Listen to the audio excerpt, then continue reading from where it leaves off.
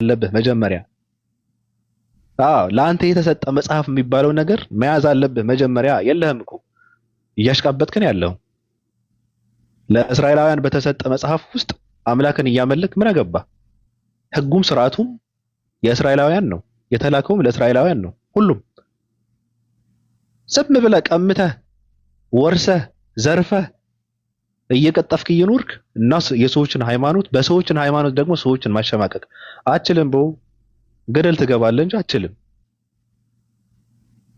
እናንተ ራሳችሁ የአምላክ አምላክነት ራሱ የሚፈተሸው በእስልምና ነው። በእስልምና ሃይማኖት ነው።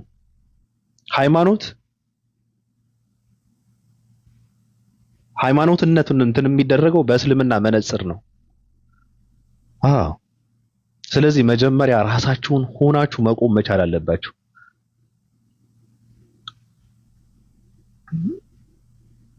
ልከህ ነበረ ና ግባ። እስኪ ልብ ካለ ግባ። ለማንኛውም ወደ ሐሳባችን ስንመለስ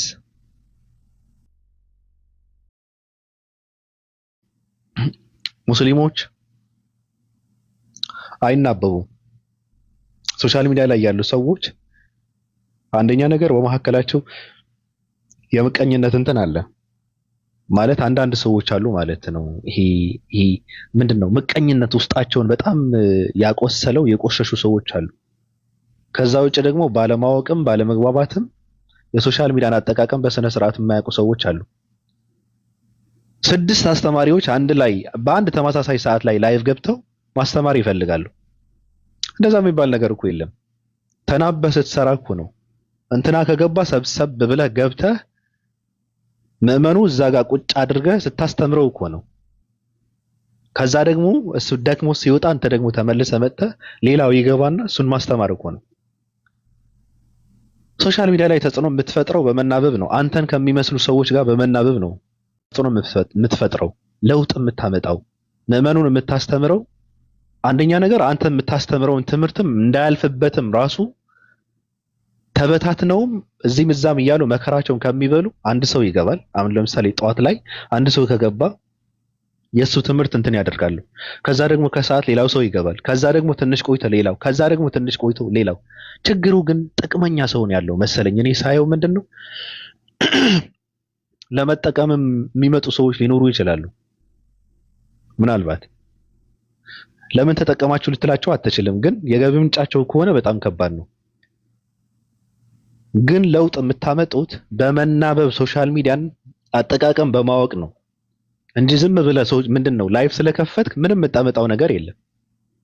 ምዕመኑን እያንጠበጠብክ ምዕመኑን ሳትቆጣጠር ሶሻል ሚዲያውን ሳትቆጣጠር መናገር ስላለብህ ብቻ አይደለም። ምንድነው መናገር ስለቻልክ ብቻ ከሆነ እየተናገርክ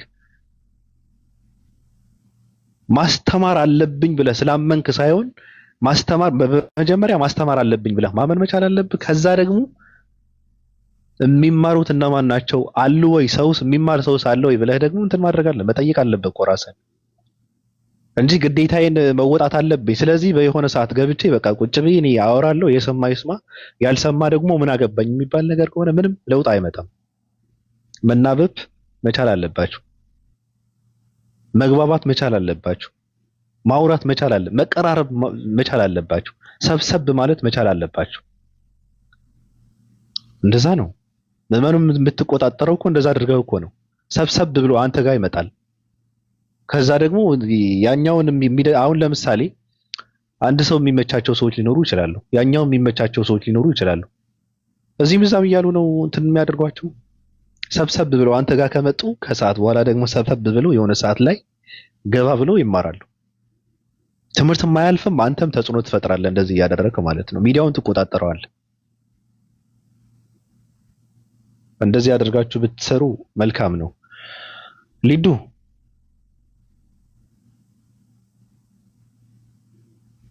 ወይ እንዴት ነህ? ሰላም ነው? ደህና ነኝ። እንዴት ነሽ? ደህና ነኝ። ምን ነው ምን ነው ድምፅሽ ተቀየረብኝ ብዬ ነው። ኧረ አልተቀየረም። ገና ስለተነሳ ይሆናል። ከምን እኔ ከአሁን ነው የነቃው። ከእንቅልፍ ማለትሽ ነው? ያ ብዙ አይነት መነሳት አለ ብዬ ነው። ጉድ። እሺ ከእንቅልፍ ነው እኔ የተነሳሁት። አረ ሌላ በክፋት አይደለም፣ ከሞትም መነሳት አለ ብዬ ነው። ወይ ጉድ። እሺ ቅድም ስናወራ ግን ድምፅሽ እንዲህ አልነበረም እኮ። ኧረ እባክህ አዎ አልተኛም ነበረ ስላልተኛው ነው። አነ ነቃ ብለሽ ነበረ። በኮሜንት አዎ። እም፣ እሺ ምን አዲስ ነገር አለ? ምንም የለም። ተይ እንጂ ይኖራል የምር ሀሳብሽን አትሰጪም? ሀሳብ የለኝም እኔ። ለምን? እኔ እንጃ ደብሮኛል። በቃ ዛሬ ገና በጠዋት ለምንድን ነው የሚደብርሽ? እኔ እንጃ ገስት ራሱ አልገባም ብዬ ነበር። አንተ ሆነብኝ ነው የገባሁት። ነው ያ እኛ እያለንማ ሊደብርሽ አይገባም። የት አባቱ እሺ እም? ይሁና። እሺ አዎ ሊደብርሽ አይገባም። ተመክራ ነው። ማን የመከረሽ? ወይኔ ሰው ግን ክፉ ነው። ኧረ እኔ ማንም አልመከረኝም።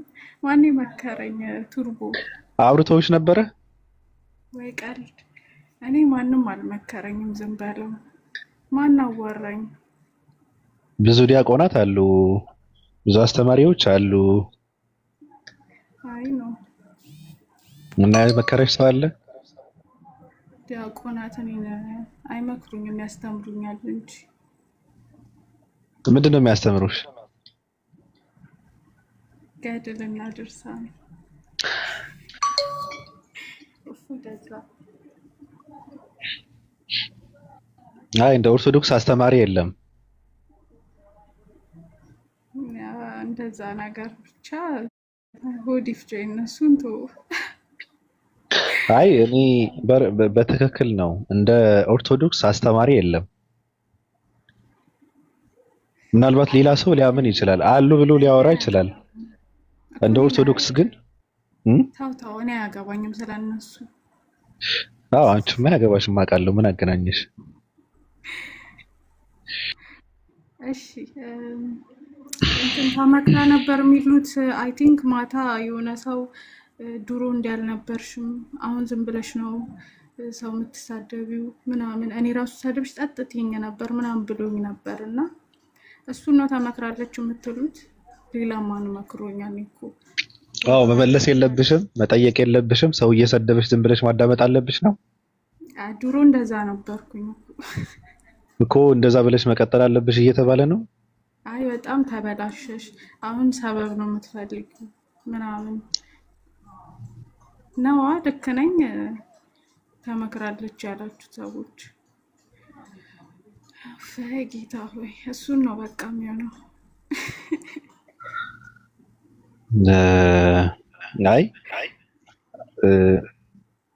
ሚዲያ ስለሆነ ነው እንጂ በነገርሽ ላይ አንቺ መሬት ላይ ብትኖሪ ኑሮ ከባድ ችግር ይደርስብሽ ነበረ። አንድ ክርስቲያን ሰው፣ አንድ ኦርቶዶክስ ሰው መጠየቅ አይችልም። ምክንያቱም ለጥያቄው መልስ ስለሌለ መጠየቅ አይቻልም። መጠየቅ ወንጀል ነው። ትሳደዳለህ፣ ትሰደዳለህ፣ ትወገራለህ፣ ትገደላለህ። ይህ የታወቀ ነገር ነው። መጠየቅ ወንጀል ነው፣ ወንጀል ነው። አይቻልም። ብዙ የማያስማማ ነገር አለ ራሱ። አሁን ማንንም ሰው ተነስቶ ጥያቄ ቢያነሳ አያስማማም። አሁን ለምሳሌ ስለ ገድላትና ድርሳናትን ጥያቄ ቢያነሳ ሰው እንትን አይደረግም። ምንድነው ተቀባይነት የለውም። ገድላትና ድርሳናትን መነካት የሌለባቸው መጽሐፍት ናቸው። ማንንም ሰው ቢጠይቅ፣ ምክንያቱም አይምሮ ሊቀበለው የማይችል ነገር ነው እዛ ውስጥ ያለው። ለምን ሲባል አይ ተአምር ነው፣ ስለዚህ ተአምር ደግሞ መቀበል አለብህ፣ ቤተክርስቲያኗ የተቀበለችው ስለሆነ አንተም ዝም ብለህ መቀበል አለብህ የሚባለው ነገር ስላለ ማንንም ሰው መጠየቅ አይችልም። እሱ ብቻ አይደለም። አሁን ብዙ ነገራቶች አሉ። ለምሳሌ አውጥተህ ብትጠይቅ እንትን ትባላለህ፣ አሁን ለምሳሌ ወልድ እግዚአብሔር የተባለበት የቱ ጋር ነው ያለው ብለህ ብትጠይቅ ለምን እንደዛ ትላለህ ተብለህ ወይ በሆነ እንትን ነው የሚነገርህ እንጂ መጠየቅ አይቻልም። ስላሴ ምንድን ነው ብለህ ብትጠይቅ አይቻልም አይቻልም። እግዚአብሔር ወልድ የሚባል ነገር አለ? የለም። ፍጹም ሰው የሚባል ነገር አለ? የለም። መጠየቅ ይቻላል? ይሄን ነገር ከየት ያመጡታል? መልስ የለውም፣ አይጠየቅም። እነሱ የሚመልሱበት የራሳቸው የሆነ እንትናቸው አላቸው። ይሄ ዚግዛግ የሆነ እንትናቸው አላቸው። በራሳቸው የሚመልሱበት እንትን አለ። ስለዚህ መጠየቅ አይቻልም። የጠየቁ ብዙ ሰዎች አሉ። ማንንም ሰው ሲጠይቅ ያው 666 ነው የሚባለው። ማንንም ሰው ሲጠይቅ መናፍቅ ነው የሚባለው። ማንንም ሰው ሲጠይቅ ወይ ሐሳብ ሲሰጥ ሙስሊም ነው የሚባለው። ማንንም ሰው ሲጠይቅ ሰይጣን ተናወጠው ነው የሚባለው። እነሱ ውስጥ ያለው መንፈስ ቅዱስ ምን አይነት መንፈስ ቅዱስ እንደሆነ እኔ ግራ ነው የሚገባኝ ሁሌ በነገራችን ላይ መንፈስ ቅዱስ የሚባለው የሚያድረው እንደነሱ መሀይም ሰዎች ላይ ነው የሚያድረው። መንፈስ ቅዱስ ደናቁርት ሰዎች ላይ ነው መንፈስ ቅዱስን የሚያድረው። ዝም ብለው አሜን ብለው የሚቀበሉ ሰዎች ላይ ነው መንፈስ ቅዱስን የሚያድረው። መንፈስ ቅዱስ ገለጠልኝ ብለው የሚሉ ሰዎች አስበው ማስተንተን የማይችሉ ደናቁርት ሰዎች ናቸው። አይ በቃ እንትን ማለት የለብኝም ዝም ብዬ ልቀበለው ብለው የሚሉ ሰዎች እነሱ ውስጥ ነው የሚያርፈው መንፈስ ቅዱስ የሚባለው። ውሸት እኮ ነው። መንፈስ ቅዱስ የሚባል ነገር ለአንተ የሚገልጽልህ ነገር የለም። የሚገለጥልህ በእውቀት ነው። የሚገለጥልህ በመረዳት ነው። የሚገለጥልህ በማስተንተን አይምሮህን በመጠቀም ነው እንጂ በመንፈስ ቅዱስማ ከሆነ መጽሐፉ ለምን አስፈልገ ነው? ለምን ተጻፈ? እንድናነበው አይደል እንዴ? አንብበን እንድንረዳ አይደል? ለምን አስፈልገ? መጽሐፉ ለምን አስፈልገ? ለምን ተጻፈ? መንፈስ ቅዱስ ከሆነ የሚገልጥልህ መንፈስ ቅዱስ እየገለጠልህ ከሆነ የምትረዳው በቃ እስኪገልጥልህ ዝም ብለህ ትጠብቃለህ ማለት እኮ ነው። ስብከቱ ለምን አስፈልገ? መንፈስ ቅዱስ ከሆነ የሚገልጥልህ። ትምህርቱ ለምን አስፈልገ? መንፈስ ቅዱስ ከሆነ የሚገልጥልህ። ድካሙ ለምን አስፈልገ? መንፈስ ቅዱስ ከሆነ የሚገልጥልህ። ውሸት እኮ ነው። አይገናኝም። ራሱ እነሱ የሚያወሩትና ስርዓቱ ብለው ያስቀመጡት ራሱ አይገናኝም። ኦርቶዶክስ የሚባለው አሁን ኢትዮጵያ ውስጥ ኦርቶዶክስ ቤተክርስቲያኗ እነሱ እንደፈለገው አድርገው በእነሱ ፍላጎት እና በእነሱ ሐሳብ በእነሱ እሳቤ የሚመራ መጽሐፍ ቅዱስ ነው ያለው። እነሱ በመጽሐፍ ቅዱስ አይመሩም። ራሱ የተጻፈውን እንኳን አይተገብሩትም፣ አይመሩበትም። መጽሐፍ ቅዱስ የሚባለው ራሱ መጽሐፍ ቅዱስ ነው በእነሱ የሚመራው። የሚያሳዝነው ነገር ማለት ነው። ከዛ አንተ ደግሞ ወጣት ስትሆን መጽሐፍ ቅዱስ ማታነብበት አጥር ይሰጣል። ድርሳናት ተብለው በቃ እዛ ጋር የመጽሐፍ ክምር ይከመርላል። አደርስበትም ራሱ 1000 ዓመት ቢሰጥህ እንድትኖር አደርስበት መጽሐፍ ቅዱስ ጋር አትደርስም። በኦርቶዶክስ ቤተክርስቲያን ውስጥ ቁጭ ብለህ ማለት ነው። ኦርቶዶክስ ሆነ መጽሐፍ ቅዱስ ጋር አትደርስም እኮ። እነሱን እያነበብክ እነሱ ሳይገባህ እነሱ ውስጥ እየተወናበድክ እድሜን ይደርሳል፣ ትከንፋለህ፣ ትገባታለህ፣ ትቃጠላታለህ እንጂ ምንም ውጤት የለውም።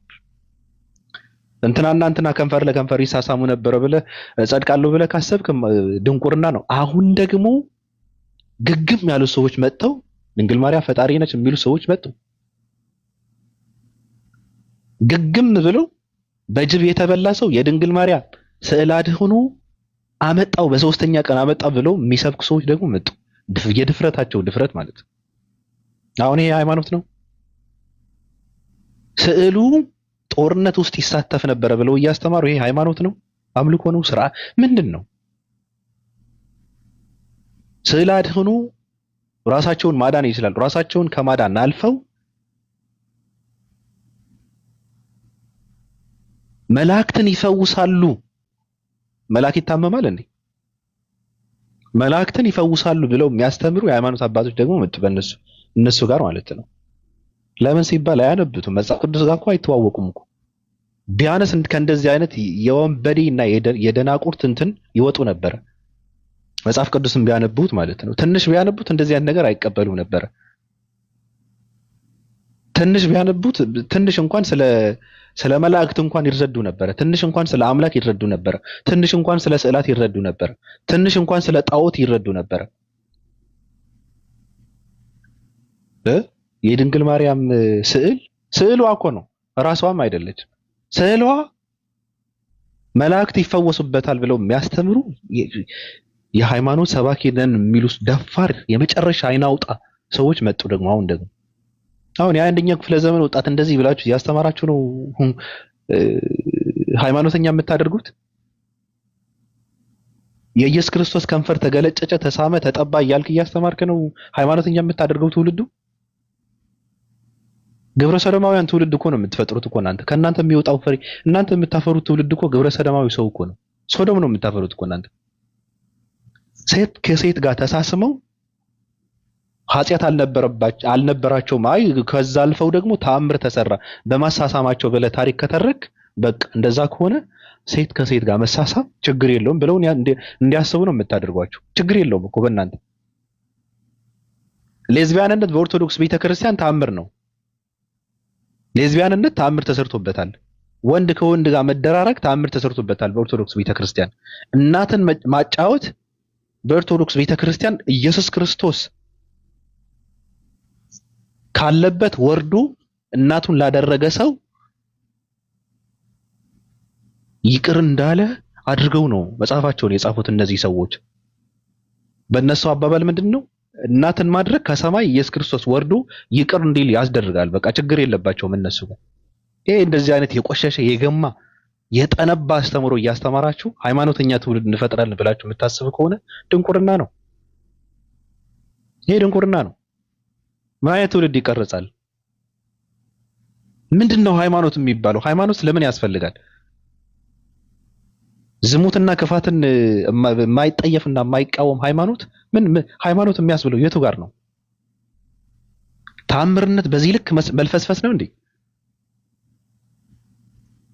ተአምር የሚባለው ነገር በነገራችን ላይ በፈጣሪ ለተፈቀደላቸው ሰዎች ብቻ የሚሰጥ ነገር ነው። ተአምር የሚሰሩ ሰዎች ማለት ነው። እነሱም በጣም ጥቂት ናቸው እንጂ ማንንም ሰው እየተነሳ ከንፈር ስለሳመ የወንድ ልጅ ከንፈር ስለመጠመጠ ተአምር ሰራ የለም፣ አይሰራም። ውሸት ነው፣ ውሸት ነው። እንደዛ ያደረጉ ሰዎች ካሉ እርኩስ ናቸው፣ ዝሙተኞች ናቸው፣ ቅዱስ አይደሉም። እንደዚህ አይነት ነገር እኮ ተአምር እኮ የለም። ፈጣሪ በሚወደው ነገር ራሱ ፈቅዶ ነው ተአምር እንዲሰሩ የሚፈቅድላቸው ሰዎች ራሱ ከሰሩ ማለት ነው ተአምር የሚሰሩ እንጂ ከንፈር ማንንም ሰው ይነሳና ከሆዷ እኮ እንትን ወጣ እኮ ተአምር እኮ ነው ከስዕሉ ነው እንዴ ምላጭ ወጣ በማህፀኗ ውስጥ እንትን ተገኘ እየተባለ ተአምር ይላል። ይሄ ጥንቆላ ነው። ይሄ መተት ነው። እንደዚህ አይነት ስራ ቆሻሻነት ነው፣ ብልግና ነው፣ ራሱ በጣም ነግማማት ነው፣ ጥንብነት ነው። በፍጹም ሃይማኖት ጋር አይገናኝም። እንደዚህ አይነት ድርጊት ማለት ነው አይገናኝም። ሃይማኖት እኮ ማለት እኮ ላለመበዳደል እኮ ነው። ፈጣሪ ራሱ ሃይማኖትን የደነገገው እኮ የሰው ልጆችን በስርዓት እንዲኖሩ እኮ ነው፣ እንዲግባቡ እኮ ነው፣ በሰላም እንዲኖሩ እኮ ነው፣ ድንበር እንዳይተላለፉ እኮ ነው። ሌላ እኮ አይደለም እኮ። እንዳይገዳደሉ እኮ ነው። ስርዓት እኮ ነው።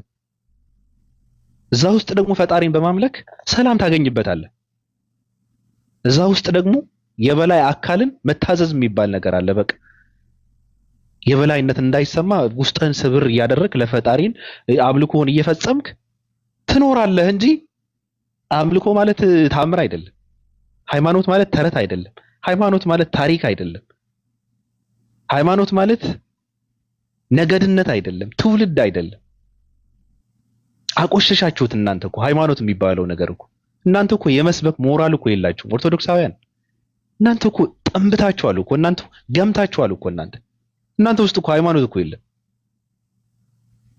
እናንተ ቅዱስ ናቸው ጻድቅ ናቸው ብላችሁ የምታስነብቡት ውሸት ነው። ዝሙተኞች ናቸው እንዳለ ማለት ነው። ውሸት ነው። ጦረኛ የነበሩ ሰው የገደሉ የተበዳደሉ ዝሙት የሰሩ በጣም የቆሸሹ መጨረሻቸው ምን እንደሆነ የማይታወቅ የፈርዖን ደቀ መዝሙሮች እዚህ ጋር ታመጣና ትውልድ እንዲያመልካቸው ታደርጋለህ። ፈጣሪን በማስረሳት ማለት ነው።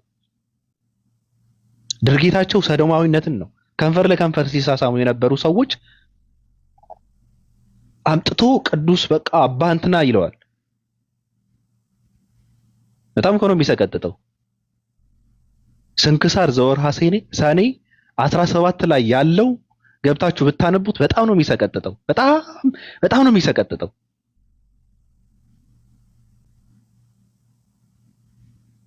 አንድ ሰው ከ10 ጊዜ በላይ እናቱን አስረግዞ ልጁ በሆዷ ውስጥ በመርዝ ገሎ ከዛ መጨረሻ ላይ ራሱን ሲፈጠፍጥ ራሱን ለማጥፋት ማለት ነው። ኢየሱስ ክርስቶስ ካለበት ወረደና ይቅር ብያለሁ፣ በቃ ተው፣ ለምን እንደዚህ ታደርጋለህ? ለምን በዚህ ልክ ራስን ትበድላለህ አለው። ማን ያየው? ስለዚህ ኢየሱስ ክርስቶስ ይመጣል እያለ እየጠበቀ ያለው ሰው በቃ መጥቶ ሄደዋላ ማለት ነው። በቃ ሰውየውን ይቅር ብሎ ተመልሰዋል። ኢየሱስ ክርስቶስ መጠበቅ የለበትም ትውልዱ ማለት ነው በእነሱ አባባል። የተከበረች ብጽዕት ንጽሕት የሆነ ድንግል ማርያም ክርስቶስ ሰምራ የምትባል አንድ ታሪኳ የማይታወቅ አመንዝራቱን ታሪኳ የማይታወቅ ሴት ጡቷን ትጠባት ነበረ ብለው የድንግል ማርያምን ክብር በዚህ ልክ ዝቅ የሚያደርጉ የወረዱ የቆሸሹ ሰዎች እኮ ናቸው። የተከበረ ኢየሱስ ክርስቶስ መባጽዮን የሚባለው አንድ ቆሻሻ ሰው አምጥተው ከንፈሩን ይገለጭጨው ነበረ ብለው ታሪክን የሚያስነብቡ ሰዎች እኮ ናቸው። ኧረ ስንት ጉድ ነው! የግብፃውያን፣ የሲሪያ፣ የኢራቅ፣ የኢንዲያኖች፣ የጣሊያን ጦረኞችን አምጥቶ እነዚህ ሰዎችን ነው እንትን የሚያደርጉት ማለት ነው። እነሱ ነው እንዲመለኩ የሚያደርጉት። ከፈጣሪ ጋር ማነጣጠል ትውልዱ ማለት ነው። ከመጽሐፍ ቅዱስ ጋር ማነጣጠል። አይማረውም። ጠይቋቸው። ማንም ኦርቶዶክስ አያውቀውም። ፖስት የሚደረጉት እንኳን ማየት ትችላላችሁ። አባቶች የሚሰብኩት ስብከት ማየት ትችላላችሁ። ጭራሽ ብለው አሁን ደግሞ ድንግል ማርያም ፍጡር ብቻ ሳትሆን የፈጣሪ እንትንም አለባት ብሎ ደግሞ መጡ። የድንግል ማርያም ስዕል አድስ ነው ሰው ብቻ ሳይሆን ሰውማ ችግር የለውም እኛ አፍርሶ ሊሰራን ይችላል አሉ። ድንግል ማርያም አፍርሳ ልትሰራን ትችላለች አሉ። ስዕሏ ደግሞ መላእክት ይፈወስበት ምን ማለት ነው? እንደዚህ መላእክት በምንድን ነው የሚታመሙት? ለምንድን ነው የሚታመሙት? ይታመማሉ መላእክት? በስዕል አድኖ የሚፈወሱት መላእክት ምናቸው ታመው ነው? በዚህ እኮ ነው ይሄ እንደዚህ አይነት የቆሸሸ የገማ ታሪክን እያስነበባችሁ ከእንደዚህ አይነት ጥንብነት ሳትወጡ ስለማንንም ሃይማኖተኛ የማውራት ሞራል የላችሁም። እናንተ ጋር ሃይማኖት የለም። እናንተ ጋር ፈጣሪ የለም፣ ጣዖት ነው ያለው። እናንተ ጋር አምላክ የለም፣ ሰው ነው ያለው። እናንተ ጋር የሚመለክ ሰማይና ምድርን የፈጠረ አምላክ አይደለም፣ ሰው ነው የምታመልኩት። እናንተ ሬሳ ነው የምታመልኩት፣ አጥንት ነው የምትቆጥሩት። እናንተ ጋር አምላክ አይመለክም። ሰው አምላኪዎች እኮ ናችሁ እናንተ።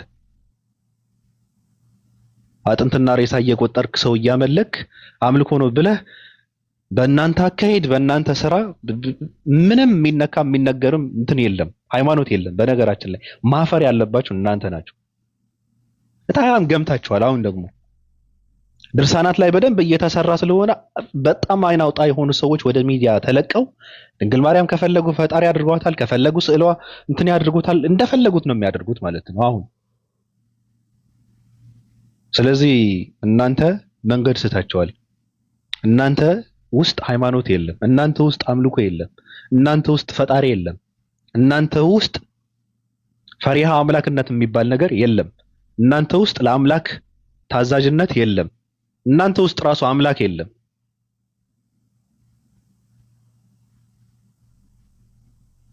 ስለዚህ እየመረጣችሁ አምላክ እያደረጋችሁ ሰው ነው እያመለካችሁ ያላችሁት። ለምንድን ነው ግን እንደዚህ ስሜታዊ አድርገው ብዙ እንድናገር የሚያደርጉኝ?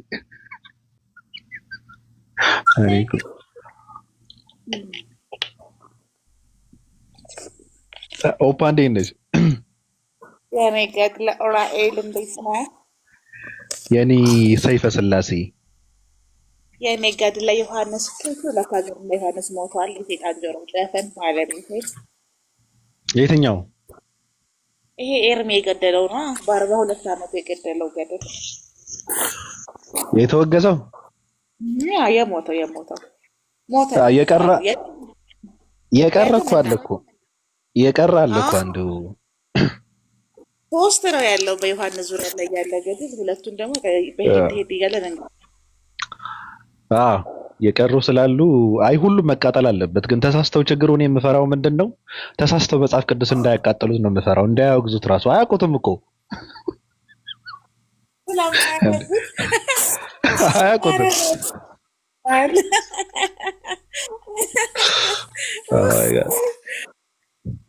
ስለማያነቡት ነው።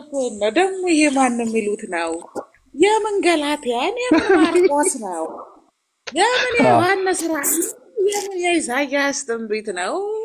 እኛ ከውዳሴ ማርያም በቀር የምንቀበለው የለንም ብሎ አንድ ቀን ዱቄት እንዳያደርጉት ነው። እኔ እፈራለሁ።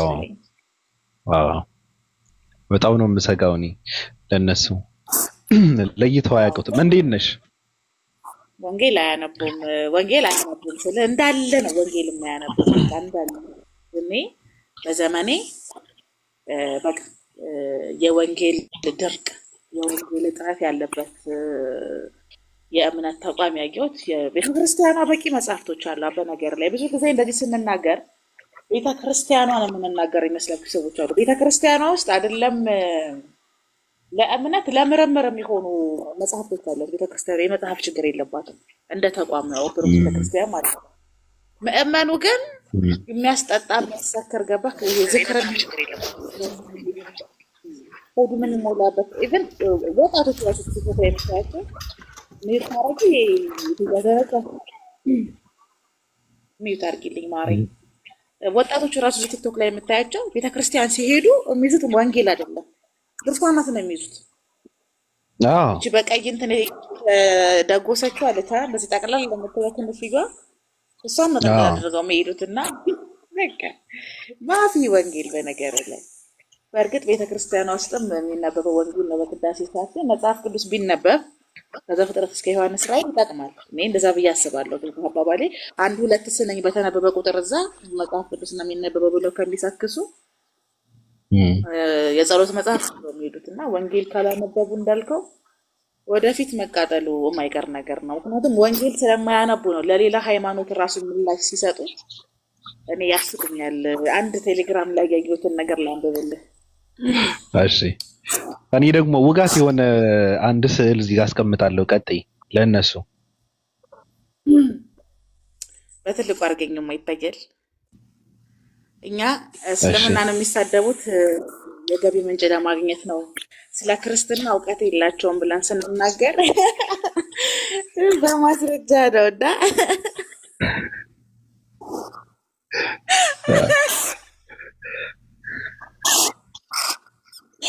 ምን ይላል መሰለህ? ወይኔ በጣም መሳቅ አልችልም። እውነት እያየሁት ከሆነ ማውራት አልችልም። ላጥፋው የምር በቃም ባሳየው አብ ልጅ አለው ብለዋል አለ። ከዛ ኦኬ ሲባሉ ስለዚህ የድሮ አብ ኢየሱስ ልጁ ነው ብሎ ተናገረ። ኢየሱስ ልጁ ነው ብሎ ሲናገር ሰማ ነው። ስለዚህ አለ የድሮ አምላካቸው ሚስት ነበረው ማለት ነው። ያሁኑ አምላካቸው ግን ሚስት የለንም ልጅም የለኝም ይላል ብሎ ተናገረና ምን እያለ ነው? ኢየሱስ የተወለደው ከሚስት ነው እያለ ነው። በሌላ ቋንቋ ገብቷል ማለት አግኝተሃል። መልሱ ቤት መሳደቡ ነው እዛ ሰፈር ማለት ነው። እና እንደዚህ አይነት እጥመና ፈላ የሆነ ከሚስት ነው የተወለደው። የድሮ አምላካቸው ሚስት ነበረው። አዎ ኢየሱስ ልጁ ነው ብሏል። ስለዚህ የድሮ አምላካቸው ሚስት ነበረው ማለት ነው። ያውና አምላካቸው ግን ሚስትም ልጅም የለኝም ይላል ብሎ ሊያሾሙር ፈልጎ ነው በነገሩ። አልቻለበትም እንጂ አሰራሩ የማሾሙር አይነት ነበር፣ ግን አልተሳካም። ሰው በሌላ ቋንቋ ማርያም ሚስት ነበረች እያለ ነው። ኢየሱስ የተወለደው ከሚስት ነው እያለ ነውና እባካችሁ ወንጌል አንብቡ። ወንጌል ይለውጣል። አንብቡ ፕሊስ። መለወጥ የምትፈልጉ ሰዎች አንብቡ።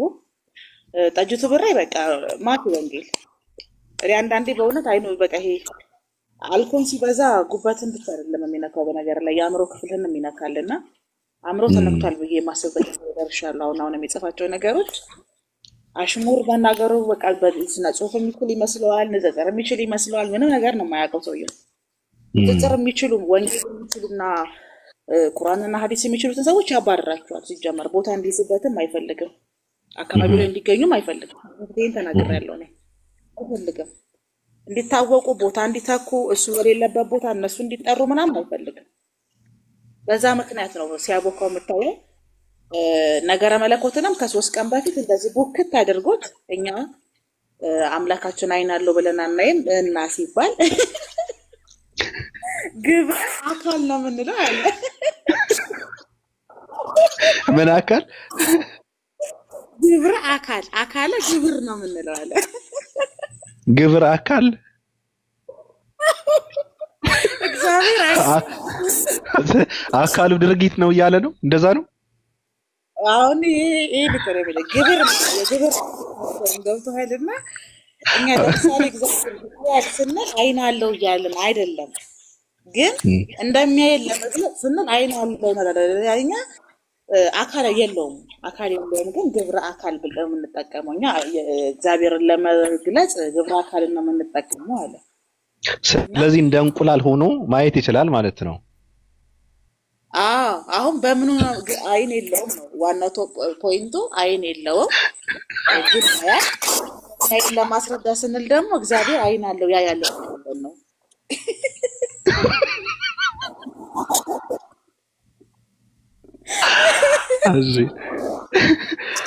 ሰማይ ዙፋኔ ነው ምድርም የእግሬ መረገጫ ነው ብሎ ሲል ምን ማለቱ ነው ታዲያ? እግዚአብሔር ምን ማለቱ ነው? እግር ቢኖረኝ ኖሮ ምድርን ረግጠ ነበረ፣ ግን እግር የለኝም፣ ግን ደግሞ ምድርን ረግጫታለሁ። ይሄ ነው እንግዲህ ግብረ አካል እኮ ነው። ለመርገጥ ማቴሪያሉ ያስፈልጋል አይደል? እግር ያስፈልጋል። ምድርን መርገጡን ይናገራል። አሁን ዙፋኑ ራሱ ያደርግለታል። አሁን እኮ አይን የለውም፣ አይን አለው ግን አይን የለውም፣ እግር አለው ግን እግር የለውም፣ አካል አለው ግን አካል የለውም ካልክ እኮ የሌለ ነገር ነው የሚሆነው። እግር የለውም ምድር ግን ረግጠዋል። እግሩ ግብረ እግር ይባላል፣ እግረ ግብር ይባላል በመመሪያችን መሰረት።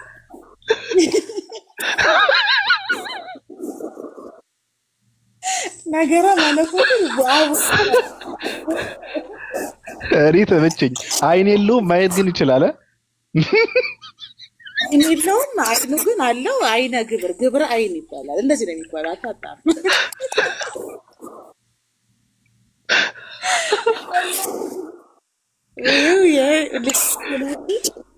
ካህናችን አእምሯቸውን እንደ ካርታ ቢፈውዘው ልጁ ነው ብሏል። ድሮ ሚስት ነበረው ነበር ብሎ የሚሳደብ ሰው ማርያም ሚስት እንደነበረች ከሚናገር ሰው ምንም አያጠብቁ። በነገራችሁ ላይ ጥንቃቄ ማድረግ አለባችሁ። እንደዚህ አይነት ሰው ከዚህ በፊት እኮ በነገር ላይ የመጀመሪያው አይደለም። ከዚህ በፊት ስለ ሥላሴ ሲያስረዳ መንፈስ ቅዱስና አብ ይጠብቃሉ አለ። ወልድ ሞቶ ማለት ነው። እኔ ምን ትዝ እንዳለኝ ታውቃለህ?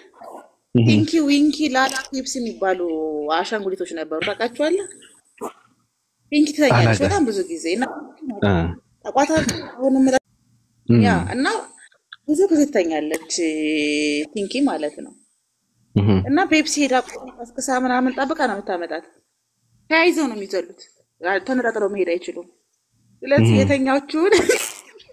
የተኛችሁን ጠብቀው ምን ብለው ነው እንትን እሱ ሲናገር እነዛ አኒሜሽን ነው የሚልኝ።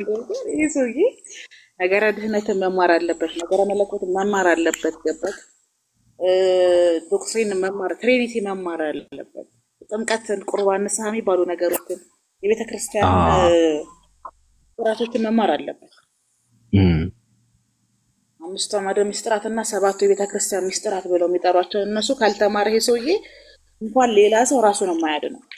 ራሱን ማዳን አይችልም። ገባክ?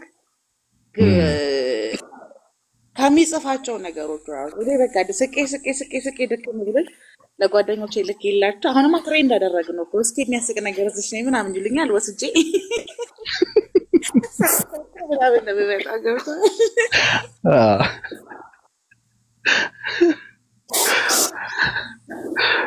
እኔ ተመቸኝ። አይን የለውም ግን ያያል። ምንድነው አካለ ግብር ነው ያልሽው? አካለ ግብር ግብረ አካል ነው የምንለው እኛ። ግብረ አካል ሙስሊሙን እኮ ሊያረቅበት እኮ ነው። ሙስሊሙ ልጅ ላይ ማለት ገባ። ለምሳሌ እኛ እግዚአብሔር አይን አለው ስንል አይኑ ያያል ማለት ሳይሆን አይን አለው የምንለው እግዚአብሔር ማየት ይችላል ለማለት ሲሆን ግብር አካል ነው አካለ ግብር ነው እንጂ እውነተኛ አይን አለው እያለን አይደለም ማለት እግዚአብሔር መንፈስ ነው አለ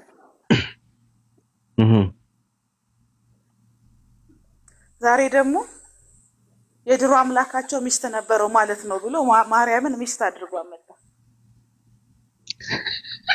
ይሄን ሁሉ ወራው የአብ ልጅ ነው ብሎ ስለተናገረ ነው እሱ ነው እንዴ ያለው እሱ ነው ማ ጠጅቱ ብሬ ናት እንዴ ኧረ ወይኔ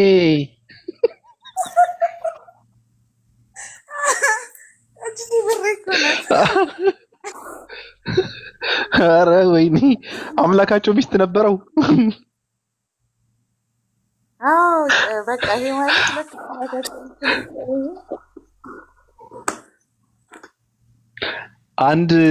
አንድ ሙስሊም ልጅ እንዴት እንደቀረቀረበት ባለፈው ቪዲዮ መክፈት የሚችል ሰው ካለ ራሱ ባለፈውም እየለመንኩ ነበር ቅርቅር ነው ያደረገበት አሁን ፖስት አድርጋለች ገብተሽ ስክሪንሻት ቲክቶክ ላይ አንድ ቪዲዮ ሰርች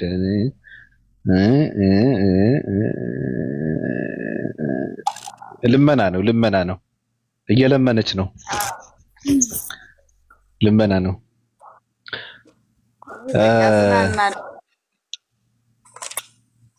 ሬይነር ይሄ በሐዋርያ ሥራ ለነጻጸርም እንደማለት ነው አሉ ገባል ምልህ እና ዙሩ እየተረረ ነው እኔ ከዚህ በፊት ተናግሬያለሁ ኦርቶዶክስ መሆን ማለት አንዱን ጥሎ አንዱን አንጥሎ አይደለም ኦርቶዶክስ ሆኖ ጸንቶ መቆየት የሚችል ሰው በኦርቶዶክስነቱ የማያፍር ቤተክርስቲያኗ የኔ ናቸው ንብረቶቼ ናቸው ለምና ላይ የሚሳደበው ብዬ ማለት በምክንያት እስልምና መሳደብ ከዚህ በፊት እንዳልኩ ስራው ስለሆነ ነው ስራው ነው ሰው በተመረቀበት ከሚሰራ ተሳድቦ ቁጭ ብሎ እንደዚህ ቢበላ ይሻለዋል ምርጫው ነው ሰው የመረጠው ነው የሚኖረው ግን አይደለም ሙስሊሞችን ወደ ክርስትና ሊያመጣ ራሱ አልዳነም እኔ የሚያሳስበኝ ይሄ ነው ይሄ ልጅ አልዳነም ያ ትንሹ ወንጌል በደንብ ያውቃል ግን እሱን ራሱ ግራ ያጋባው ነው ገባክ ለምሳሌ ማለት ነው የሁለቱ ልዩነት ልንገርክ ትንሹ ማለት ወንጌልን በደንብ ያውቃል ብላዲዮስ በደንብ ያውቃል ኦርቶዶክሳዊ አስተምሮ እንዲያስተምር አይፈልግም ምክንያቱም ጠጅቱ ብሬ የሥላሴ አማኞች በሙሉ አንድ ነን ብሎ የሚያምን ሰው ነው የማያውቅ ሰው ነው ምን ለዚህ ነው የራሱን ቀኖናና ዶግማ ዶክትሪን አያውቅም ልዩነታቸውን አያውቅም ልዩነቱን ስለማያውቅ እኮ ነው ሙስሊም ሆኖ ሚስቴን ከሚገልብኝ ሚስቴን ከሚቀማኝ ንብረቴን ከሚገለኝ የወንጌል አማኝ እንደሆነ መርጣለሁ ያለው እኮ ከዚህ በፊት እኮ ለዚህ እኮ ነው እስቲ በኩል ምን እንዳደረገ ምን ነው ከሰዓት ወደ ሰዓት ከሰይፍ ወደ ሰይፍ እንደዛ ስላለ ነው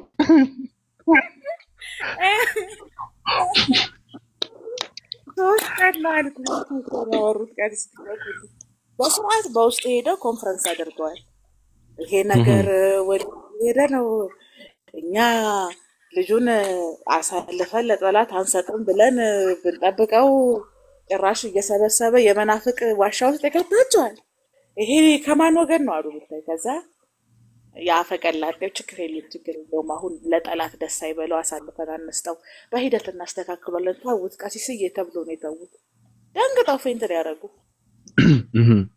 እንትን በማለቱ ራስም ነው መሰለኝ በምን ዙሪያ ነው በስላሴ ዙሪያ ነው አይደል ፕሮቴስታንቶችን ጠይቁ ያለበትን ቪዲዮ ነበር ሰምቼ ነበር አዎ እሱ የሱ ቀን ደግሞ የሚገርም በቦታ ነበርኩኝና ሚዩት አደረገኝ ሜንሽን አድርጌው የዛን ቀን ደግሞ ጥያቄ ጠየቁት ጥያቄውን ስለማያውቀው መመለስ በዚህ ዙሪያ ላይ የሚሰሩ ፕሮቴስታንቶች አሉ ፕሮቴስታንት ላይ የሚሰሩ እነሱን ሄድና አናግሯቸው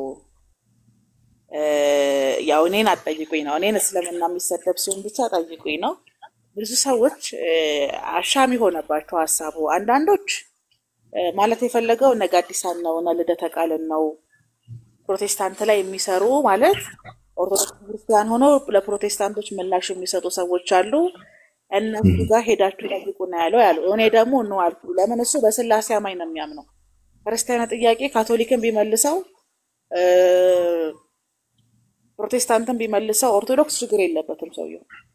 አባባሌ ገብቷል ማለት የስላሴ አማኝ በሙሉ አንድ ነው ብሎ የሚያምን ሰው ስለሆነ በክርስቶስ ክርስቲያን ከሆኑ አንድ ነን ብለን ስለሚያምን ልዩነት የለውም በሱ እና የገዛ ወገኖቹ ግራ የተጋቡት ያኔ እንደዚህ አድርጓቸው ነው። መመለስ አይችልም። አንድ ቀን ሆናት ሃናን የኛ ዜና ክፍላችን ማለት ነው። አንድ ሰው ወፈፍ አድርጓን ነበረ። ገባ ሰምቼዋለሁ ጥያቄው። ቤቷ ገባና ለስላሴ እስልምና ሊሳደብ ነው የገባው። በቃ በሙሉ ትጥቅ ማለት ነው። ከዛ ስላሴ ረነስታ አለችው ክላስ አለ ይልወጣ ነው። እንዴት እንደሚሮጥ ለነግርህ አልችልም።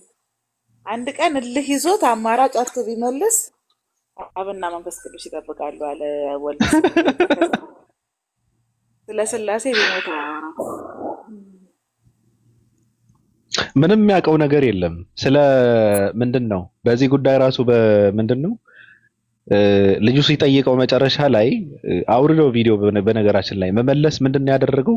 ሙሐመድ ግን ቁርአን ሲቀራ እንኳን አጋንንት እንትን ሊያደርጉ ይቀርና እንትን ብለው ከበውት ነበር አለ። ያልገባው ነገር ምንድነው? በእስልምና አጋንንት ሙስሊም አሉ የሚል አስተምሮ ነው ያልገባው። ገብቶሻል? አምልኮ የሚፈጽሙ ቁርአንን በስነ ስርዓት የሚያነቡ የሚያዳምጡ በቁርአን የሚማረኩ አጋንንት አሉ የሚለውን አስተምሮ እንትን አላደረገው እና ሙሐመድን ቁርአን ሲያነብ በጣም ከበውት ሲያዳምጡት ነበር ብሎ ነው ራሱን እንትን ያደረገው ማለት ነው። መሀይም ነው፣ ምንም አይገባው። እኔ በጣም ስጋት የሚሆንብኝ ምንድነው መሰለህ? ሌሎች እንዳይሰሩ እንቅፋት ሆኖባቸዋል። በቃ ከዚህ እኮ የተናገርነው እኮ ሄደው ሌሎች እንዳይሰሩ ወደ ንጽጽሩ እንዳይመጡ በስርዓት ምክንያቱም ሰው የሚያዳምጥ ሰው አለ፣ ከታች ሆኖ ኮንፊውዝ የሚሆን ሰው አለ። ኮምፓክት አድርጎ የራሱን ገባክ ዲቤትም ዲባንክም ነው የማይችለው ሰውየው። ሁለቱንም ማለማቻል በጣም ከባድ ነው። አንድ ነገር ብቻ ነው የሚችለው። በቃ ጎግል አድርጎ ዳይፎቹንም ቀላቅሎ አውርቶ መውጣት ከዛ ራሱ ብቻ እንዲሰማ። ለዚህ ነው ሰዎች ሌላ ቦታ ሲሄዱ የሚናደደው የሚሳደበው። ለዚህ ነው አይወድም።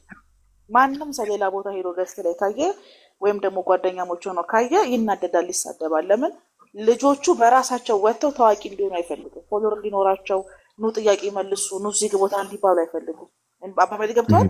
እሱ ይሄዳሉ፣ እሱ ላይ ይቀመጣሉ፣ እሱ ስር ያገለግላሉ። ከዛ እሱ ከሌለ እነሱ የሉም አይነት ነው። በቃ የሚጃቸው ማበላሸት ነው ሁሌ ስራው። አሁን በደንብ ነግረውበታል። በነገር ላይ በጣም የወጣ በቃ ይሄ የወጣ ላፊ የሆነ መቀኝነት ያለበት ሰው ነው። በጣም ጋብሮቭና ወፈፌ ሰው ስለሆነ ግድ ስለሌለው መስተካከል ያለባቸው እነሱም የተረዱት የገባቸው ነገር ይሄ ነው። አንድ ሰው እውቀት ካለው 7 ፎሎወር የሚኖረው 1000 ፎሎወር የሚኖረው የመናገር መብት አለው። ሴቶቹንም እኛ ነን አወጣናቸው። ቤቱ ደርድሮ ለእንትና 1% ለእንትና 2% ተሻለው እያለ በየቀኑ እየተሳደበ ነፃ አወጣናቸው እኛ ነን። አሁን ሴቶቹ አይሰደቡለትም፣ አይሰደቡለትም። በቁጥጥራቸው ስራ አውላቸው በቃ ለምን የህዝብ ቅምጥ እንደሆነ አውቀዋል። ተራጅ ሰው ጥገኛ ሰው ሆዱን መሙላት የማይችል ሰው ማንንም መንካት አይችልም። አሉ ግን አንዳንድ እንትኖች አሉ ገረድ ቆጠራ ላይ ነው በነገርሽ ላይ እሱ ባለፈው እንዳልሽው ይመስለኛል ብዙ ሰው እየነቃበት ስለሆነ አንዳንድ ገረዶችን ሰብስበው የሱ ፕሮፋይል እንዲያደርጉ አድርጉ ገስት አስገብቶ እየመከራቸው በቃ እንደዚህ በቃ እናንተ በቃ የማንንም ምክር መስማት የለባቸውም እናንተ ማንንም እንዳሰሙ የትም ቦታ እንዳትሄዱ አይነት ምክር ሲመክራቸው ነበር። እነሱ ምንድነው አገልጋይ ገረዶች እንትን ሪከርድ እያደረጉ የሚያወራውን ፖስት የሚያደርጉ እንደዚህ አይነት ነገር የሚያደርጉ ማለት ነው። ገብቶሻል? ያ እነሱ ምንድነው አዲስ ስለሆኑ እኔ አሁን እነዚህ ልጆች አደንቃቸው ጎበዝ ነው ማለት ነው። የሱን ፕሮፋይል አድርገው ሪከርድ የሚያደርጉ ፎሎወር ይኖራቸው መጀመሪያ ቢያንስ 50,000 ፎሎወር ይኖራቸው ከዛም በላይ ድለኛ ከሆኑ ይኖራቸው ለመጪ ንጽጽር ለሚሰሩ ሰዎች ይጠቅማሉ። ገባክ? ይሄ ማህበራዊ ሚዲያ የኔ የምትለው እንትን አይደለም፣ አልጎሪዝም አይደለም። በሱ በኩል አድርገው ፎሎወር ይሰብስቡ። ግን ሰውየው አንድ ቀን ጥፋት ያጠፉ ቀን አውቶ ነው የሚጥላቸው። ለምን? ከዚህ በፊት በታማኝነት በጣም በጠነካሬ 2-3 ስራ እየሰሩ በቃ እሱን ታዋቂ ያደረጉ ገባክ? ፎሎወሩን ሊገዛ ድምጹን ሊሰማ ሁሉ ብዙ ነገር ያደረጉላቸውን ሴቶች ሰድቧል እሱ። ወንዶችንም ሴቶችንም እርግጥ አድርጎ የሰደበው ከቤተሰቡ ቀንሶ ልርዳህ ያለውን ሰውዬ አንተ ቀን ሰራተኛ አንተ እኮ እኔን ልትረዳኝ አትችልም ብሎ የተሳደበ ሰው ነው።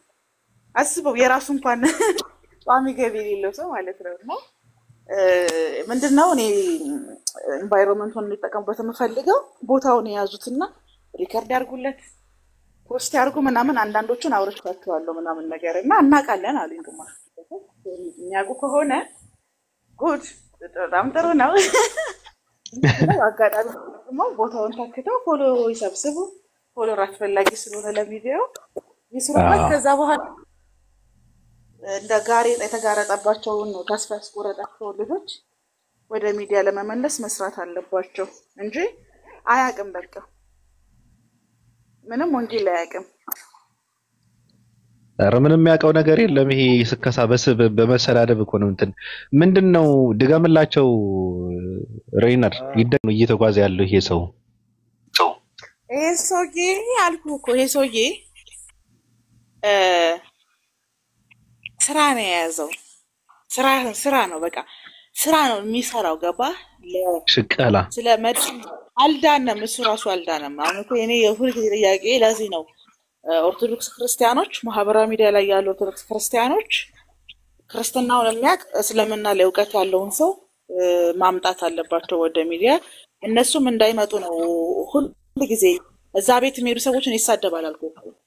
ክርስቲያን ወንድም እህቶቻቸው ሆነው እስልምና ምላሽ የሚሰጡ በጣም ጎበዝ ልጆች አሉ። ትንሽ ፎሎወር አላቸው። ፎሎወራቸው ወይ 7000 ወይ 5000 ወይ 3000 ምናምን በጣም የሚያስደነግጠው። በጣም ብዙ ፎሎወር አላቸው ካልክ 30000 አይሞላም። እዛ ቦታ ላይ እነዛ ልጆች ደግሞ ክርስቲያናዊ እውቀት ስላላቸው የወንጌል እውቀት ስላላቸው ሙስሊሞችን ለሚያነሱት ጥያቄ ገብተው ምላሽ ይሰጣሉ። እነሱን ተከትለው የሱ ፎሎወሮች ከሄዱ ያብዳል ነው ማለት። ቤቱን ከፍቶ 3 ቀን ነው የሚሄድባቸው። ይሳደባል፣ ይመርጣል። ገባህ? ምክንያቱም ሁሉም ነገር በሱ ነው የተነሱ ጥያቄዎችም ሐሳቦችም መልሶችም እሱ ቤትና በሱ ፈቃድ እንዲጠናቀቁ ወይም ደግሞ እሱ ገስት ይገባል የሆነ ቦታ። ለምሳሌ ያየሁትን ልንገርህ። የሆኑ ሰዎች ሰብስታ ቢሉና እንደ ቀልድ ቤት ወጥተው ምናምን ነገር ያወራሉ። ከዛ ወደ ንጽጽር ይቀይሩታል። እና የሆነ የወንጌልም የእስልምና እውቀት ያለው ሰው ከገባ ከየት መጥተው ሮጦ መቶ ገስት ላይ ታገኘዋለህ። የሰውየውን እንትን ለማደብዘዝ ማለት ነው። ገባ? አሁን ልጁ ብቻው ነው የሚያወራው። ይሄ ልጅ ለካ ወንጌል ያውቃል፣ ይሄ ልጅ ለካ እስልምና ያውቃል ብለህ ሪከመንድ ልታደርገው ነው። የሆነ ቦታ ልትፈልገው ነው ያለው። ልክ ልጁ እንዳይሰማ ከፈለገው ይመጣና ድብልቅልቅ አድርጎ ተሳድቦ የልጁን ድምጽ ውጦት ሞዴሬተር ተቀብሎ ምናምን ሁሉም ሰው የሱ ተከታዮች ፎከሳቸው ስለሆነ ያኛው ልጅ ይወጣል ማለት ነው። ገስተለቁ ፍርሃት አለበት። የሱን ቦታ የሚተካሰው ከመጣ ጥቅም ይጎልብኛል የሚል ፍርሃት ስላለበት ተከታዮችን በጣም ነው የሚጎዳው። ተከታዮች ሞራላቸውን በጣም ነው የሚሰብረው። ሴቶችን የሚሳደባል፣ ወንዶችን የሚሳደባል። የሱን ፕሮፋይል ያደረጉ ሰዎች የሱን ሪከርድ መልቀቅ ነው ያለባቸው። እሱ ቤት ታብታብ ነው ማድረግ ያለባቸው። እሱ ሲፈልግ ነው ምላሽ መስጠት ያለበት። ይሄ የሚያሳይ ቢዝነስ ነው። ልክ ነጋዴዎች እንደሚቀናኑት ራሱ ይቀናልና ለጽድቅ ብለው ደግሞ አሉ። እውቀቱ ስላላቸው ክርስትናቸውን መልሰው በደንብ የሚያውቁ ማለት ነው። ለምንና ለተነሱ ጥያቄዎችንም ኮምፓራቲቭ አድርገው ይወጣሉ። አቅሙ አላቸው ዲቤትን ዲባንክ ማድረግ ማለት ነው። ጀለስ ግን አንድ አቅም ነው ያለው። እሱም ተሳድቦ ዘባርቆ ቤቱ ነው። ሌላም ቦታ ገስት ከሄደ ሌላ ሰው አያወራም። ኢቭን ሚውታቸውን አንስተው ካወሩ ላውራበት ሚውት አድርጎ ካልሆነ ልውጣ ነው የሚለው። ጸጥ ነው የሚለው። ቢሳሳትም ተሳስታል የሚለው የለም። እና እንደዚህ ስለሆነ ይሄ ሰውዬ እንዲድ ነው እንፈልጋለን እኛ። መዳን አለበት። ነገረ ድህነትን አስተምሩልን እባካችሁ፣ ነገረ መለኮትን አስተምሩልን። ከምንም በላይ ደግሞ የኢየሱስን የአዲስ ኪዳን ባህሪያቶች አያውቅም። አሁን ኢየሱስ ሲያይበት የነበረው አይን የምን አይን ነው የሚባለው? አይን የለው ግብር። ከሶስት አምላክ አንዱ አምላክ የተባለለት ኢየሱስ 33 ዓመት ያየበት አይን የግብር አይን ነው የሚባለው። የምሬን እኮ ይስቃል። እኔ የመጨረሻ ስቱፒድ ነው። ሴቶቹ ይሆኑታል ነው የምልህ። እነሱ በኮይን ብቻ ሳይሆን የሚተዳደረው በነገሮች ላይ በውስጥም በጣም እንትን ስለሚያደርጉት አንዳንድ ሴቶች በጣም ትውልድ እያጠፋ ነው። እና ሲናገር እንደነገርኩ ነው። ሲናገር የሚናገረውን አያውቅም። አሁን የጻፈው ነው ማለት ቴሌግራም ላይ ኢየሱስ ልጁ ነው አለ። ለካ የድሮ አምላካቸው ሚስት አለው ብሎ መናገር ማለት የማርያምን ክብር የሚነካ ነው። የኢየሱስ እናት ማርያም ናት እና ማርያም ሚስት ነበረች እያለ እየተሳደበ ነው በነገር ላይ። ከምን አንፃር እንደተናገረው አሁን ገባኛው። ገብቶሃል? የሆነች የተናገረበት ምክንያትማ ንጽጽር እያደረጉ ነበረ። የኛ ሊቀ ካህን እያወሩ ነበረ። አብ ልጅ አለው ልጁም ኢየሱስ ነው ብሎ ተናግሮ ነበረ። ገባክ? በያህዌ ዙሪያ ለሱ ምላሽ መስጠቱ ነው። ከዛ ቴሌግራሙ ላይ ሄዶ ኢየሱስ ልጁ ነው አለ። ይሄ ማለት የድሮ አምላካቸው ሚስት ነበረው ማለት ነው። የአሁኑ አምላካቸው ማለትም ቁርአን ላይ ያለው አሁን በፊት አምላካቸው ብሎ የመጽሐፍ ቅዱስ ነው። አብ ልጅ አለው ማለት ሰው በአብ አምኖ ነበረና የኢየሱስ እናት ማርያም ሚስት እንደነበረች ነው የተናገረው ያለው ነገር። የአብ ሚስት እንደነበረች እና ከአብ ኢየሱስን እንደወለደች ነው የሚያወራው ጽሑፉ። እንደዛ ነው እያወራ ያለው። ስለዚህ አሁኑ አምላካቸው ማለትም በእስልምና ግን ሚስትም ልጅም የለኝም እያለ ይናገራል ብሎ መናገሩ ነው። በሱ ከዚህ በላይ ማግኘት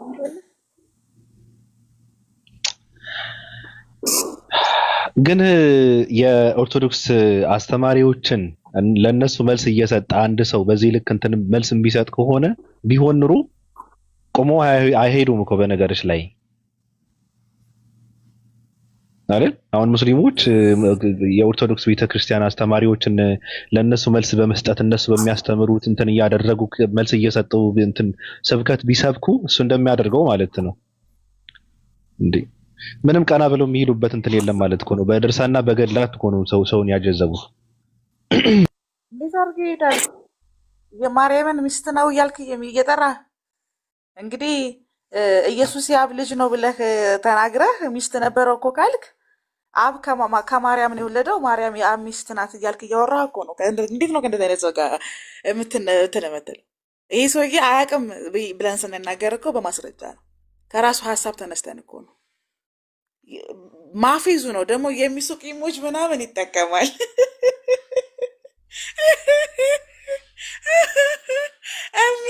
የሚሱቅ ኢሞጆች ምናምን ደግሞ ይጠቀማል። እንዴት ነው የሚያስቀኝ? የሚሱቅ ኢሞጅን ይጠቀማል። ውሸት ላይ የተገነባው ግንብ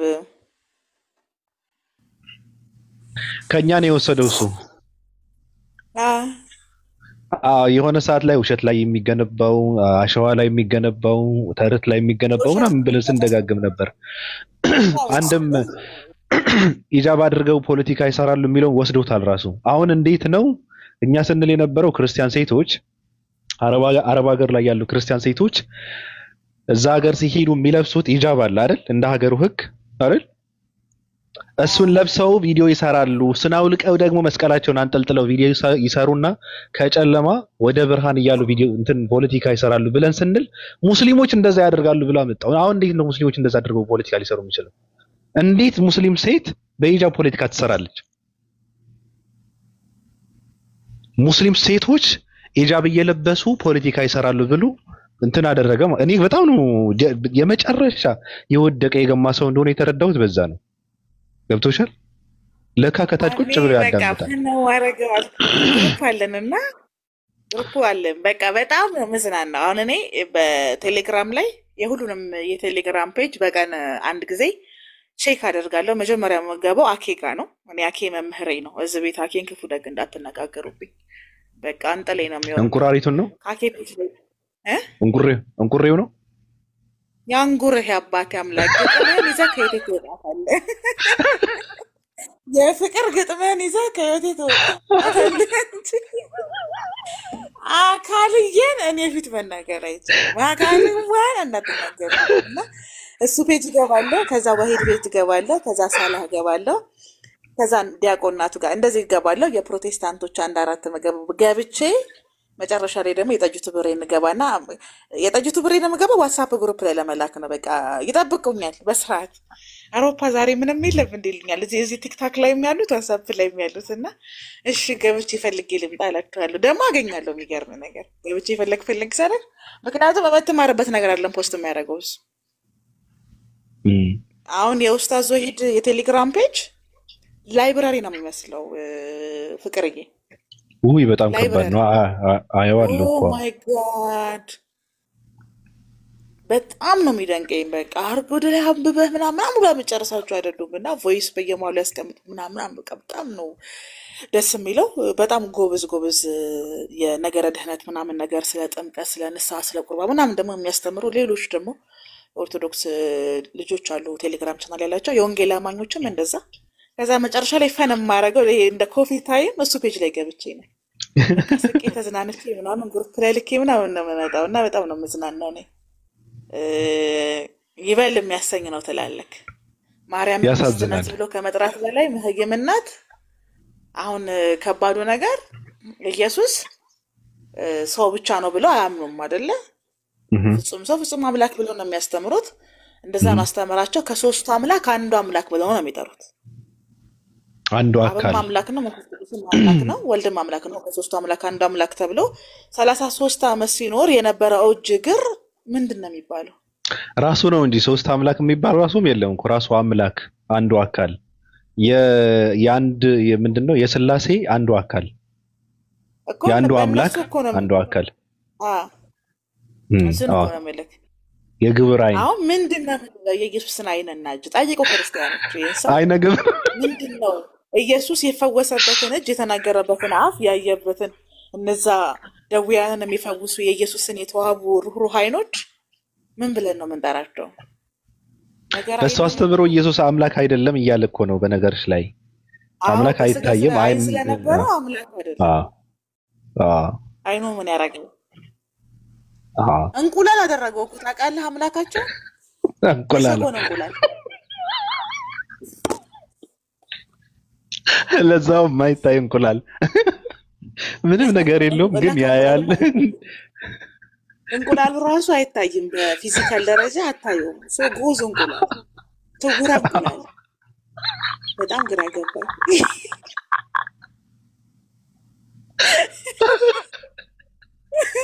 በህይወቴ ቸግሮኛል ያስባላ። አሁን እንቁላሉም ራሱ አይታይም። ገባኝ ያየው የለም ብሎ ተናግሯል። አያይም አይታይም። ሰው ስውራ እንቁላል እንቁላል እጅ የለውም፣ አይን የለውም፣ እግር የለውም ግን ይረግጣል፣ ይራመዳል። አይን የለውም ግን ያያል፣ ጆሮ የለውም ግን ይሰማል። ችግሩ እኮ መስማቱ አይደለም። ችግሩ እኮ ሲሰማም አለማየትህ ነው።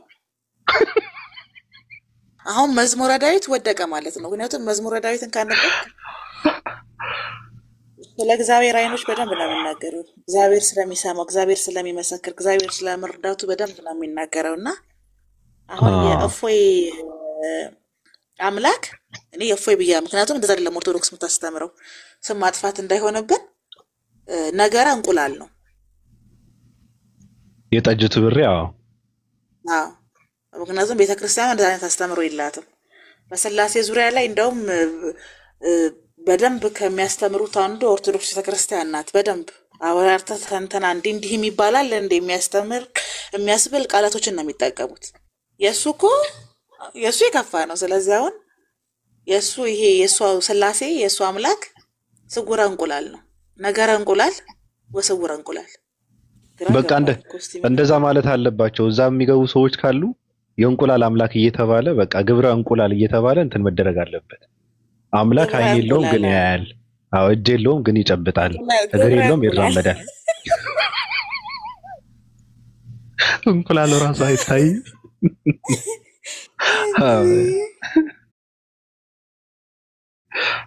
ለምን እንቁላሉ በራሱ የሚታይ ከሆነ ገብቷል። አሁን እንቁላል ሲባል ከእንቁላሉ ውስጥ ያለው አስኳል አሁን እኮ የሱ የእግዚአብሔር አስተምሮ እንቁላሉ ውስጥ አስኳል አለ አይደለ? አንተ አሁን አስኳል እንዳለ ታውቃለህ። አስኳሉ አይታይህም።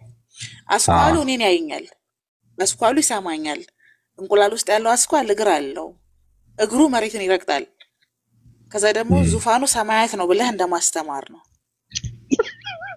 አትሰሽዋል። እንቁላል ራሱ እግር አለው። እንግዲህ እግር አለው ከተባለ ይረግጣል፣ ይራመዳል ማለት ነው። ራሱን እያንከባለለ ማለት ነው። እንደዚህ እየተገለባበጠ ምናምን እግር ከሌለው እንደ እባብ እየተሳበ ነው። ነገር እንቁላል የምር እኔ እንደ አይነት ያስተምሩ ሰብቼ ነው ባላቀው። ዞሮብናል። አልገባንም። በዛ ላይ ማርያምን ሚስት ናት እያለን እየጠራን ይህ በጣም ኦርቶዶክሶችን የሚያስቆጣ ነውር ነው በእውነት። ኦርቶዶክስ ክርስቲያኖች በማርያም ስትመጣባቸው በጣም ክፉኛ ስለሚያዝኑ ያሳዝኑኛል። ክፉ ጭራሽ የእግሬ መረገጫ ነች ብሎ እንትን እያለ መደር እግር የለውም ይላሉ ሰዎች ተነስተው አይን አለው ነገር አይን ነው እንጂ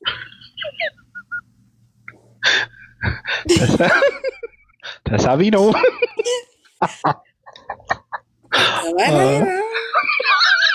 የእሱን እውነት የእሱን አስተምሮ እንቁላል ብቻ ነው የሚገልጸው። አሁን ገብታችኋል። ግን ደግሞ እንቁላሉን እናንተ እንደምታዩት አይደለም። እንቁላሉ አሁን ችግሩ እሱ አይታይም ብሏል። ማንም ያለው የለም ብሏል። ስለዚህ አሁን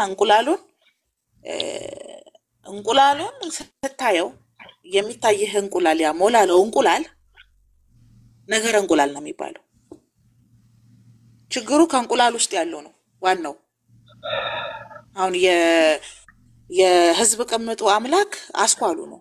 እዛ አስኳሉ ውስጥ ያለው ወደ ውጭ ያያል፣ አንተ ወደ ውስጥ አታይም። ወደ ውስጥ ይረግጣል፣ ሲረግጥ አታየውም። ይሰማሃል፣ ሲሰማህ አታየውም። ጆሮውን ማየት አትችልም። ጭራሽ እነሱ እንደ እንቁራሪት በአይናቸው ነው የሚሰሙት ብለን ስንል አምላክም በአይኑ ነው የሚሰማው ብለው ሊያመጡ ነው። ለነገሩ አይንም የለውም እኮ ራሱ ምን እያወራው ነው? አይንም የለውም። ያ ያለ አይን የለውም።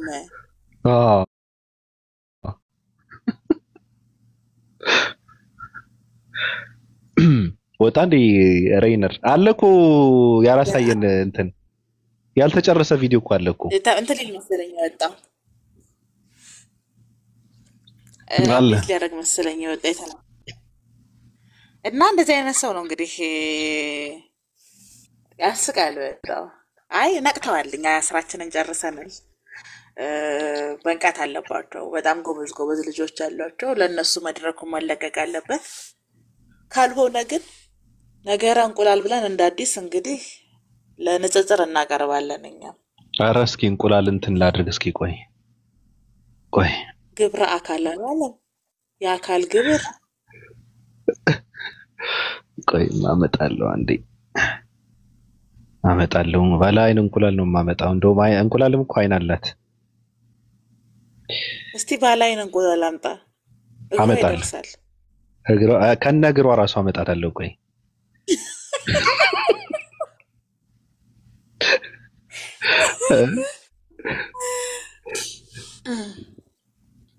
ያቺ ጠፋቸው ተስፋ ቆረጠቻ። እሷ እኮ ታውቃለህ አገር ቤት ገባሁ ብትል ግማሽ ቪዲዮ ብትለቅ ከወገብ በታች ብትለቅ ከወገብ በላይ ብትለቅ ሙስሊሞቹ ሲረሷት ሙሉ በሙሉ መጣች እኮ። ማነች እሷ?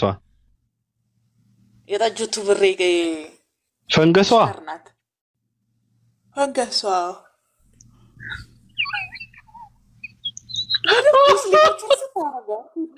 ኦብቪስሊ ሰው ነህ። ሰው እግር እንዳለ አውቃለሁ እና አንተን ማስረዳት ስፈልግ ሁለት አይን አለው፣ ሁለት ጆሮ አለው፣ እግር አለው ብዬ እናገራለሁ። ያ አንተ ሳትሆን አንተን ማብራራት የሚችል ምስል ነው ማለት ነው። ገባህ አባባሌ?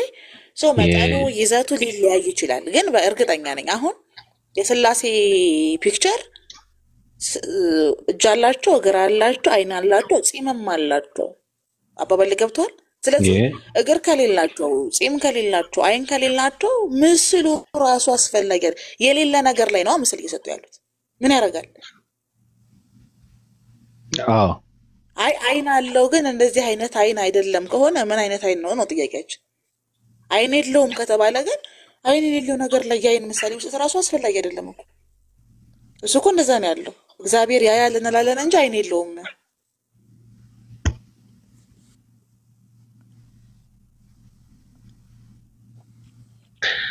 እሺ ቆይ በሁለተኛው እንትን ከፍተዋለሁ። አሁን እዚህ ጋር ነው በተግባር ነው። እኛ በቃ እናሳያቸው ገብቷችኋል እምላችሁ ሰው። ስለዚህ እኛ የህዝብ ቀመጥ እያለን ስንጠራቸው በምክንያት ነው።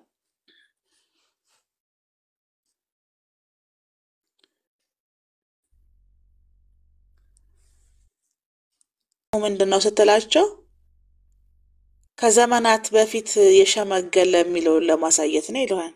በቃ ይሄ የእፎይ አምላክ ነው።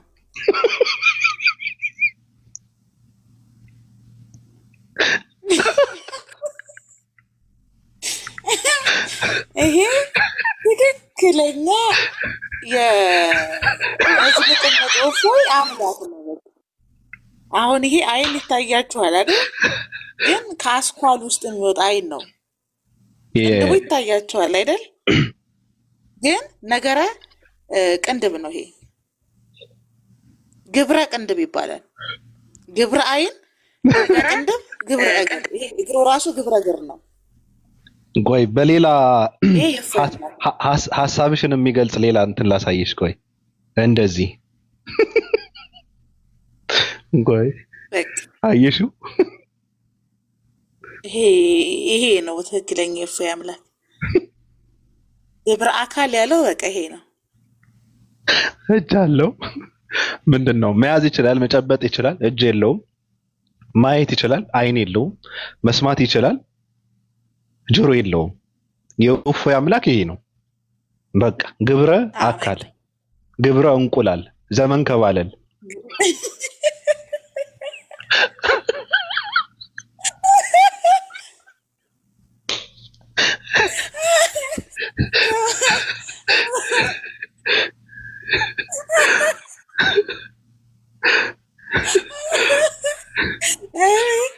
በዘመኔ ሙሉ ነው ማረሳው ነው ደግሞ ኮስተር ነው የሚያወራው። ማህይም እኮ አይደው ትልቅ ነው ያለው ሞጣት ነው።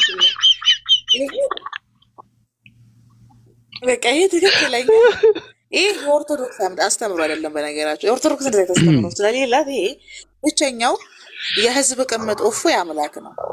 ምክንያቱም የኛ አምላክ ብሎ ነው ለሙስሊሙ ሲናገር የነበረው። ግብረ አካል ነው ያለው፣ አይን አለው ግን አያይም፣ ያያል ግን አይን የለውም። አይን አለው እንላለን ግን አይን የለውም እያለ ያስተማረው እሱ ስለሆነ ይሄ አምላክ የእፎይ አምላክ ተደርጎ 595 ሰው ባለበት ተሾሟል። ምክንያቱም እኛ ይሄንን አምላክ ፈልገን ያገኘንበት ምክንያት እግዚአብሔር አካል የለውም። የእግዚአብሔር አይን አይደለም። እኛ ለምሳሌ አለ ነገር አካል ብለን ነው የምንጠቀመው። ኖ ነገር አካል አይደለም፣ ግብረ አካል ብለን ነው የምንጠቀመው። አካለ ግብር አለው ብለን ነው የምናምነው ብሏል። ስለዚህ ይሄ አካለ ግብር የተባለ እንቁላል ነው።